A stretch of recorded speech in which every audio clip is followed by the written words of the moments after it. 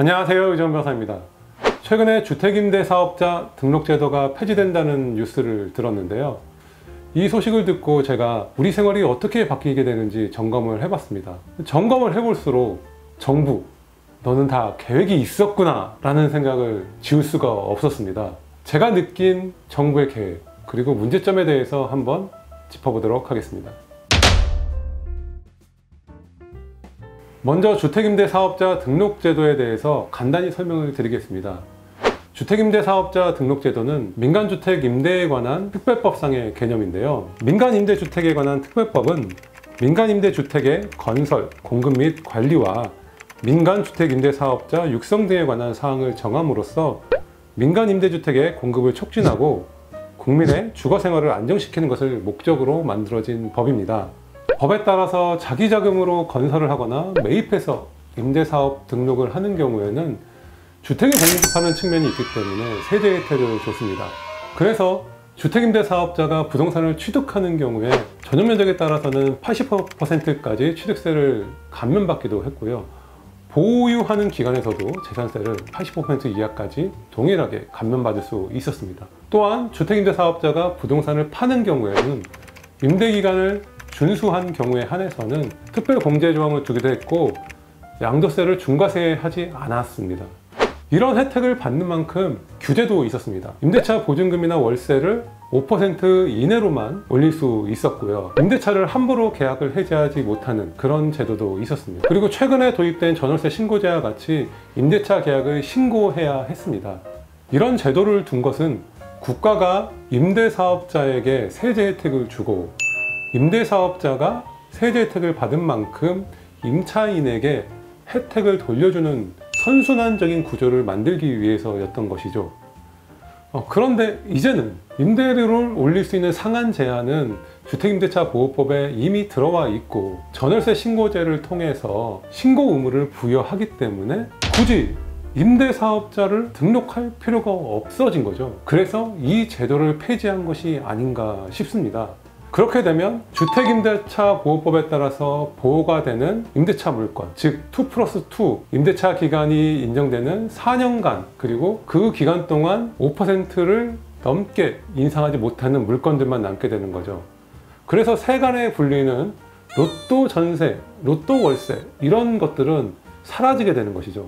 제 뇌피셜일 수도 있는데 임대사업자 등록제도를 폐지하는 것은 기존의 세제 혜택을 없애고 일반적인 임대사업만 남김으로써 과세 체계를 일원화하기 위한 그 마침표가 아닌가 싶은 것입니다. 결과적으로는 이런 세부담들이 임차인에게 전가되는 그런 상황도 벌어질 수 있겠다라는 우려를 하게 되는 것이죠. 법 개정 논의 중에 제일 중요한 부분은 2020년 7월 이전에 임대사업을 하신 분들이 이제는 양도세 중과세를 맞게 되는 것인데요.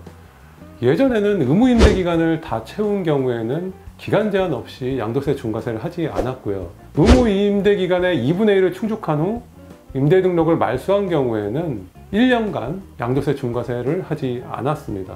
법이 개정된다면 이런 중과세를 하지 않다가 갑자기 중과세를 하겠다는 것인데요. 이런 부분은 신뢰 원칙을 훼손하는 부분이라고 생각을 합니다. 뉴스를 통해서 실제로 얼마나 세금이 중과되길래 그런 문제까지 생기는 것이냐라는 것에 대해 살펴보도록 하겠습니다. 뉴스에 나온 내용인데요. 15년 보유한 양도차익 5억 원의 주택을 기본 세율로 양도할 경우에는 양도세와 지방소득세를 포함한 세금 부담은 약 1억 2,500만 원입니다. 하지만 중과세가 적용되면 10%포인트를 중과할 때는 2억 4,500만 원, 20%포인트를 중과할 경우에는 약 3억 원의 세금을 부담하게 됩니다. 저도 좀 깜짝 놀랐는데요. 결과적으로 중과세 여부에 따라서는 3배 정도에 가까운 세금을 더 내야 된다는 것입니다. 국가가 마음대로 이랬다 저랬다 하는 사이에 세금만 높아지는 결과가 초래된 것 같은데요. 제가 앞서 말씀드렸던 신뢰 원칙에 반하는 행위가 아닐까 싶습니다. 신뢰 원칙이란 행정청이 공적 견해의 표명을 하고 그 신뢰에 따라서 행위를 한 사람이 어떠한 규칙 사유도 없는 경우에는 그 신뢰는 보호되어야 한다는 원칙입니다. 이 원칙을 주택임대사업자에게 적용을 해보겠습니다. 정부는 주택임대사업자를 장려하면서 중과세를 배제하겠다는 혜택을 부동산 대책으로 내놓습니다. 이에 따라서 주택임대사업자 등록을 하고 의무기간들을 계속 준수해 왔습니다. 그런데 갑자기 이 신뢰에 반해서 중과세를 하겠다는 것이죠. 여러분 어떻게 생각하세요? 이런 신뢰를 보호해야 될까요? 보호하지 말아야 할까요? 이랬다 저랬다 법을 바꿔버리면 국민이 국가를 믿고 어떤 포지션을 취할 수 있을까요? 저는 이런 측면에서 법적 안정성을 해하는 법 개정이 이루어지면 안 된다라는 생각이 들고요. 의무 임대 기간이 종료된 이후에 몇 년간 정도를 줘서 집을 매도할 수 있도록 어떤 출구 전략을 줘야 되는 건 아닌가 싶고요. 법을 만들 때 이런 부분까지 생각하지 못했다고 그러면 법을 잘못 만들었다는 것을 인정하고 앞으로 어떻게 개선할 것인지를 더 고민하는 것이 맞지 않나 싶습니다. 제가 임대사업자 등록을 한 사람들에 대해서 혜택을 줄이면 안 된다는 얘기를 좀 했는데요. 그럼에도 불구하고 집값은 잡아야 되는 것 아니냐. 아무리 신뢰 원칙이 있다 하더라도 집값을 잡아야 하는 공익이 우선된다 그러면 신뢰 원칙도 예외를 인정해야 되는 것 아니냐. 그런 법률상 주장은 가능하다라는 반론이 있을 수 있다고 생각을 합니다.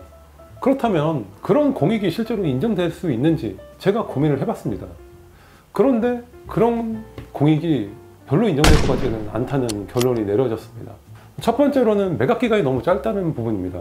지금까지 나온 안을 보면 6개월 안에 매각을 할 수 있도록 하겠다라고 하는 건데요. 지금부터 법이 만들어지기까지 좀 시간이 걸릴 테니까 6개월 이상은 있을 수 있겠습니다만은 그 기간 동안 어떻게 집을 다 팔 수 있을까라는 생각도 들고, 그 시기를 놓쳤을 때는 그럼 버티기에 들어갈 수밖에 없잖아요. 결과적으로 매물이 더 잠기는 현상이 있지 않을까라는 생각을 합니다. 그래서 법 개정을 통해서 유도했던 매물이 나와서 집값이 하락하는 효과는 거의 없지 않을까라는 생각을 하게 됩니다. 두 번째로는 증여로 인해서 매물 잠김이 이미 현실화됐다라는 부분입니다. 한국부동산원에 따르면 지난해에 아파트 증여가 약 95만 건에 이르르고 있었습니다. 그리고 부동산 세제가 강화되면서 점점 더 증여를 많이 하는 추세입니다. 이미 증여할 사람은 다 했고 또 아직까지 못했다는 사람도 증여를 계속 생각할 것인데 매물이 과연 나올까요? 세 번째로 주택임대사업자가 집값 상승의 주범은 아니지 않나 라는 생각을 합니다. 물론 임대사업자가 다주택자가 돼서 주택을 투기하는 거 아니냐 이런 비난도 있을 수 있습니다. 그렇지만 주택을 여러 채 소유한다고 해서 무조건 투기라고 볼 수는 없다고 봅니다. 실제로 주택임대사업자의 80%가 빌라나 오피스텔과 관련된 물건을 취급하고 있는데요. 그렇다고 한다면 집값 상승에 문제가 되는 물건들이 아닌 서민들이 주거하는 그런 물건들, 그리고 공급적 측면에서 기여했던 부분들이 있기 때문에 주택임대사업자가 집값 상승의 주범은 아닐 수 있다고 봅니다. 제 개인적으로는 앞서 말씀드렸던 세 가지 요인들로 인해서 임대사업자 등록제도가 폐지된다 해서 매물이 늘거나 집값이 하락하는 그런 일은 없을 것으로 보입니다. 지금까지 주택임대사업자 등록제도 폐지에 관해서 알아봤는데요.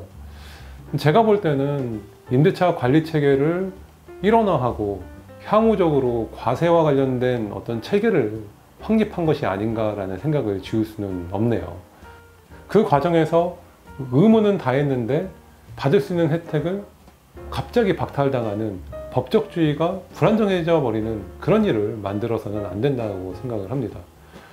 그리고 무엇보다도 국민의 주거생활의 안정에 반하는 법 개정을 이룸으로 인해서 서민의 사다리를 차버리는 그런 일은 절대로 없었으면 합니다.